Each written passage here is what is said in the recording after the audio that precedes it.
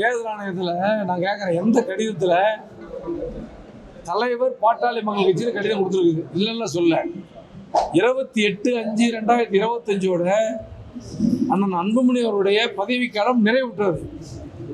29 நிர்வாக குழு மருத்துவர் ஐயா அவர்களை தலைவராக்கியது.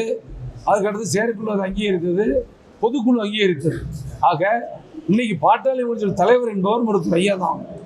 அதாவது அந்த கடிதத்தில் எந்த இடத்துலையும் டாக்டர் அன்புமணின்னு குறிப்பிடப்படவில்லை. தலைவர் பாட்டாளி மகிழ்ச்சி. ஆமாம், தலைவர் பாட்டாளி மகிழ்ச்சி தான் அந்த அதிகாரம்.